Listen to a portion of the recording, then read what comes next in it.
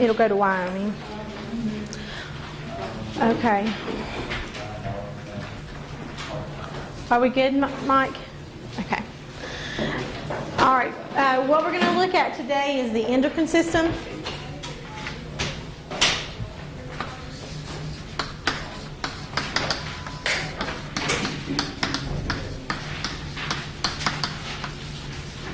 And it is highly connected to the nervous system.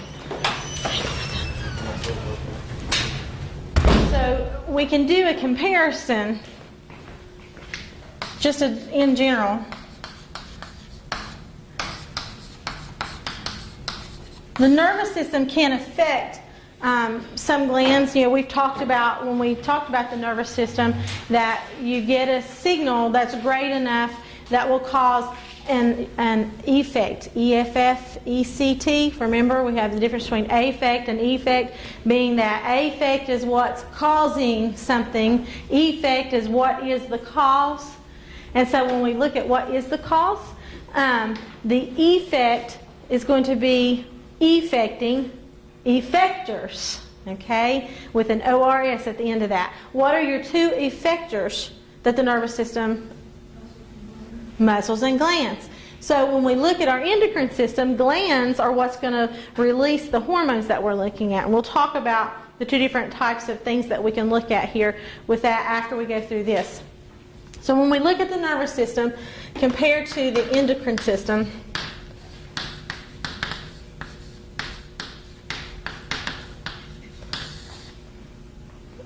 you know about the nervous system. We might have to do a little review. How do things travel in the nervous system? They're going to travel on... Oh, goodness. Oh, yeah, oh, goodness. Well, you're right. You're naming me the parts. What's the whole big thing? If I have the cell body, the axons, and the dendrites together, I have a nerve cell. They're surrounded by, if it's myelinated, it has Schwann cells around it. So you're getting all around it. It's been a while. Christmas break was long, huh? Okay, so when we look, we have all these dendrites going into a cell body, going out an axon, 1 point. So here is where my affect would come in, and we're going to have decisions made, effect going out. We're going to have a synaptic knob at the end of this and a synapse or synaptic cleft.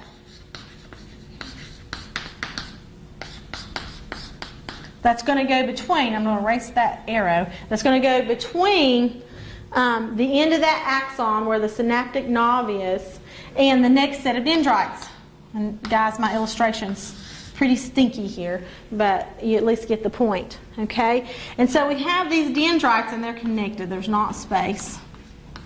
They're picking up the neurotransmitters and sending that impulse on through out to wherever it needs to go to on the axon. Okay, is this a fairly, especially if it has, like you said, Schwann cells, if it's myelinated, is it a fairly fast or is it really slow? Fast. It's fast, right? I want to write with this piece of chalk. I don't have to sit here and go, really want to write with that piece of chalk. I have to wait until the neurotransmitters get to the muscle fibers in order to make me be able to write. You know, it's fast. When I think it, I do it. Okay?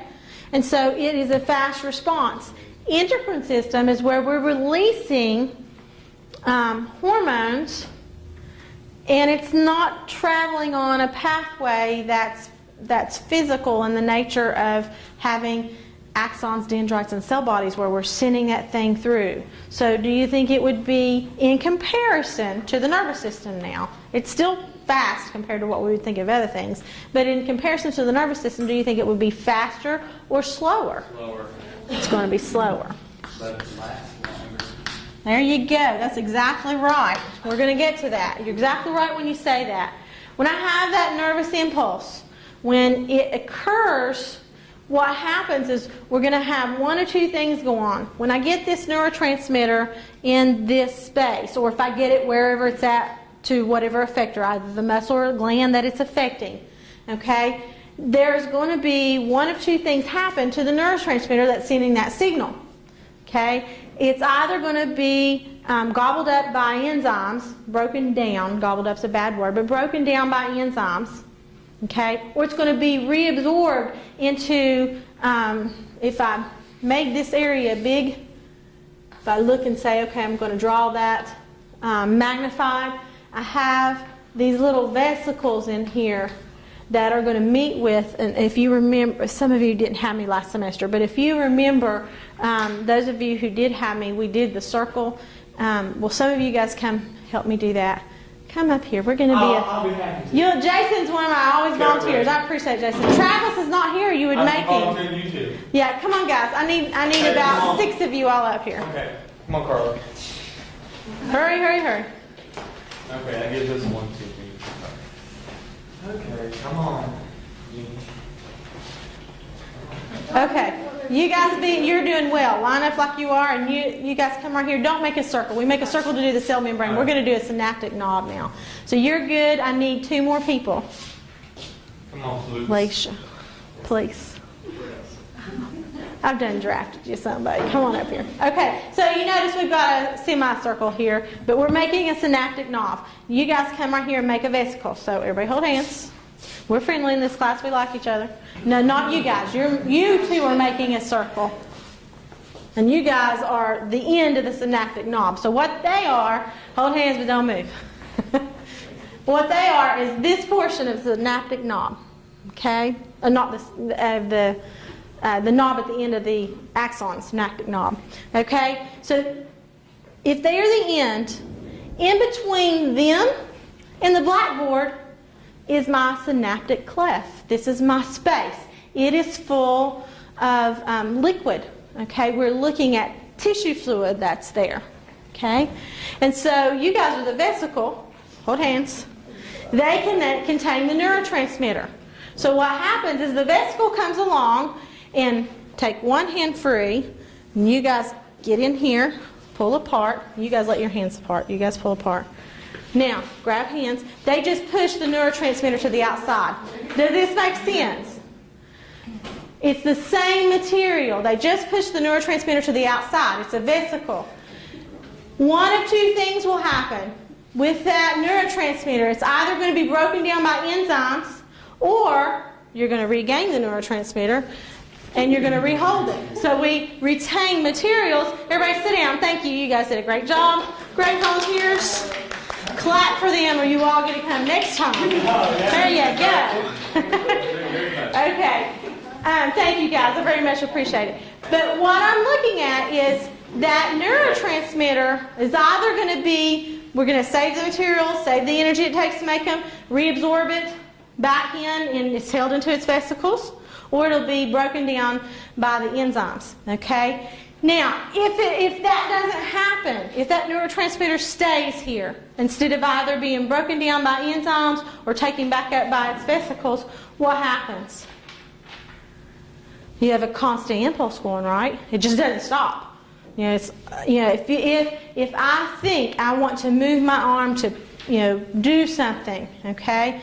Let's say I want to pick this up, and I go to pick this up. We'll break the handle off of it. But if I go to pick this up, okay, then I let it go. If that neurotransmitter doesn't go away, that muscle is going to be like a Charlie horse. It's just going to keep, constantly contracting. Would that be pleasant? No. Would not be pleasant. We want that neurotransmitter to go away. So this is fast. This, however, in most cases is slow. Doesn't mean that you can't have hormonal reaction that's fast if you have a situation that's flight or fright. Fight or flight. I will get it out in a minute. If you have that situation, then it's quick. But let's say you see a child getting ready to get hit by a city bus. Super, whoever you are, girl or boy, run, grab the child, because you have all this adrenaline that's running through your body, okay? And you grab them, and you move them, and you're looking them all over, making sure they're safe and everything's okay, and the situation is now diffused. Child's safe, buses went past, nobody else is around, everything is okay. Are you calm, cool, and collected at this point? Or are you still, your heart's still beating really fast and all this kind of stuff going on? Yes, because it's a slow process to clear this thing out.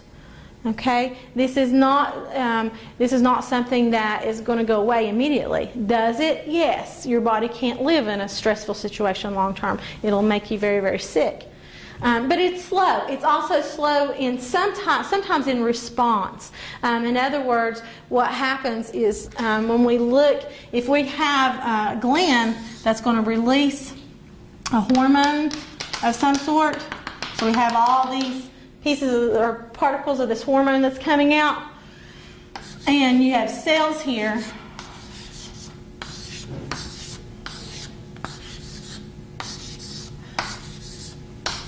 This is being released into solution. What happens when we talk about solution? How do we know? Give the example, if I drop an egg dye, an Easter egg dye, into a cup of water and vinegar, what happens to it? Does the dye just sit at the bottom? No. It goes from an area of high to an area of low concentration, and what is that called? Diffusion. So it's going to diffuse out. It depends really heavily on where it's at and what we're talking about as to how fast it goes and what it will deal with. Some of these are very specific. Okay, some hormones are not going to try to have something to do with every cell in your body. Okay, they're going to try just to have something to do with whatever cell needs to be affected. Okay, and so therefore, let's say that this hormone that's coming out will only affect triangular cells. It's going to diffuse out. When it hits here, is it going to do anything? No. No, it's not going to do anything. When it gets here, is it going to do anything? Yeah. Yeah, but it's kind of slow moving. It may take a while to get to all of the triangular cells that are in the area that need to be affected by this. Does this kind of make sense? Now, if it's a hormone that's being released that says, okay, we're putting the whole body on red alert, okay, then it would affect as it goes out, but it still would be slow moving in comparison to the nervous system. We know, however, that we have the connection, even though we look at, faster, slower, more concise, not necessarily as concise. It may be only looking for the triangles, but it's still going to go to everybody else. So if I wanted to compare the two, if I'm looking at the nervous system and the endocrine system, I would compare them in modern day times of saying, this is email. I am going to email Eileen. Eileen will respond back to me. Or Facebook.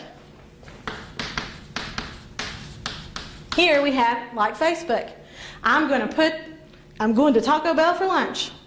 Whoever wants to respond, because people do stuff like that. Okay, I don't understand why, but okay.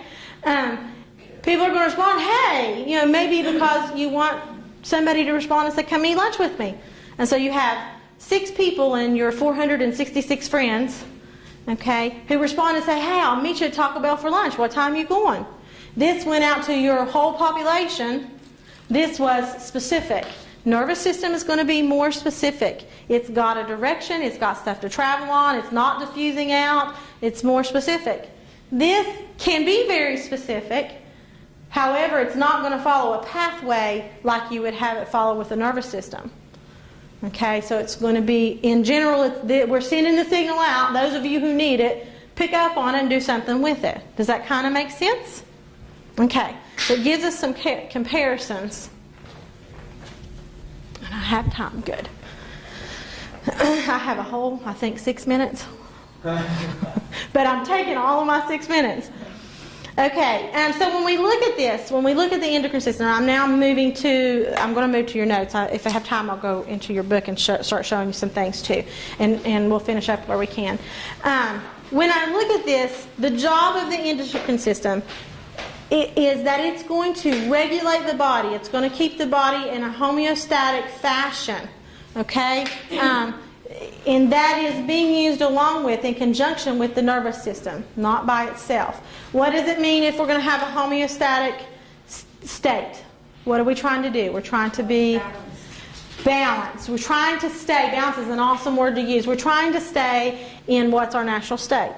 Okay?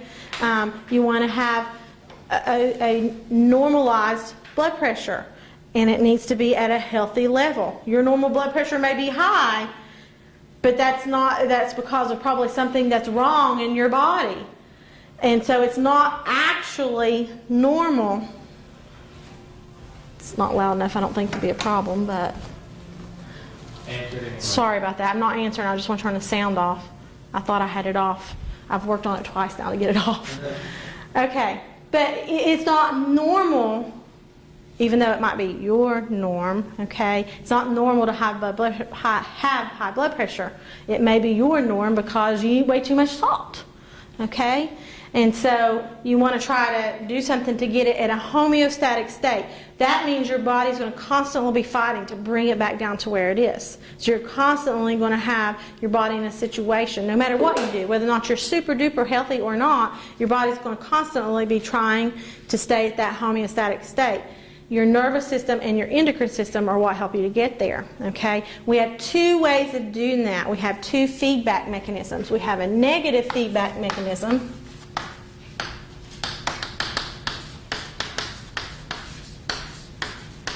and we have a positive feedback mechanism. And I'm going to quickly, somebody really needs me. I'm sorry about that, guys. We're going to quickly talk about both of them. I think, if I'm remembering right, they're in chapter 1 of your book, but I could be wrong. It may be closer to chapter 3. Okay?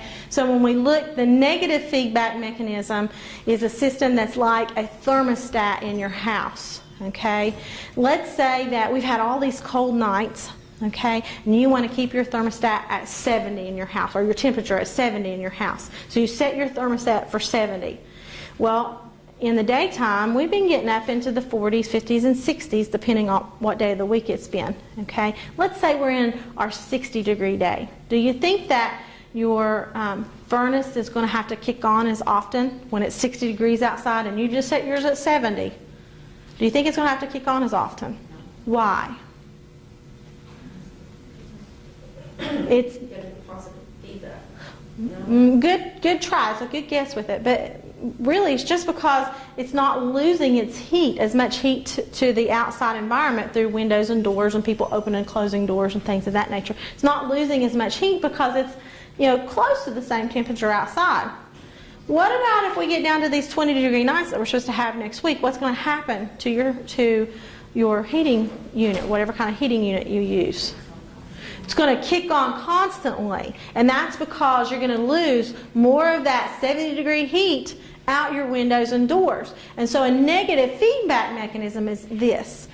There's a difference between temperature and measuring your temperature, like using a thermometer, and keeping it, which is a thermostat, okay? It has a thermometer type mechanism in it where it says, okay, I'm measuring this, I'm seeing where we're at, and the thermostat kicks back on every time you lose enough heat to drop that temperature to a certain level. Then when you get enough heat build up, when enough has come out of your vents, so that I get this mechanism that comes back, it's a negative feedback because it's getting what it's producing, it's reading it, heat, hot air. Then when it reads it, it says, oh, I'm at 70, I'm good to go, I can shut off. That's a negative feedback mechanism. You produce it, when you get it, it shuts it off. A positive feedback, and your body does that. Your body really literally regulates things like your temperature that way. Okay, it does it in a negative feedback mechanism. Most of the things that work on the endocrine system deal with a negative feedback mechanism. You need to produce something. Once you get enough till it starts registering that it's produced, it shuts itself back down. When you've used up what's there, it starts going, wow, I don't have any. There's nothing to shut me off, so start back up and we'll produce more. Positive feedback mechanism is more along the lines of whatever is there, what's present, is causing that hormone to be released from the endocrine system. For instance, if oxytocin, if we have oxytocin present, what will that lead to a woman who is pregnant? They will give her that. Yeah, to lead to contractions. So when you're looking at, for instance, a woman who's having a baby, the pressure of that baby's head crowning causes more and more of the hormones that are necessary in order to produce birth to be present. So the greater that pressure is when the baby, that's why they say, well, the baby's dropped. Well, you're getting ready to, it's starting the process of getting ready for birth to occur. Okay? And so once that baby's dropped and causes that pressure, it starts, that positive pressure of it being in that place starts causing that hormone to be there. What's the only way you can stop that hormone from being there? Now, and I'm talking about natural way, I'm not talking about when we do things. Would be to get rid of that presence, right? How do I get rid of the presence? How will the body get rid of that in a positive, I shouldn't say get rid of that, how will it stop this process in a positive feedback mechanism? When the baby crowns and it's pushing all this time, when's this going to stop? When you give birth. That's exactly right. And that's what positive feedback does. What causes that hormone to be present is when you have that pressure there, whatever's there. And the more pressure you have, the greater hormone you have. And the only way you're going to stop, especially like if you're looking at birth, is when that baby comes. You will stop those contractions, stop that hormone that's leading to those contractions by the positive feedback mechanism, which means that it's no longer present. You have now finished whatever process was going on that was necessary for those hormones. Does that kind of make sense? Difference between positive and negative feedback. Again, if you're having problems with it, go back. I'm pretty sure it's chapter 1, and you can look at it. Okay, let's look at 2 important definitions if I have time. I don't, but please let me have a minute. Okay, 1 minute. Endocrine glands and exocrine glands, the difference between the two. Endocrine glands are ductless glands. They are part of your endocrine system. Exocrine glands are not. I want to make sure you understand. Exocrine glands are not a part of the endocrine system. Okay, exocrine glands release whatever substance they have. You know, they can be sweat glands. They can be the pancreas.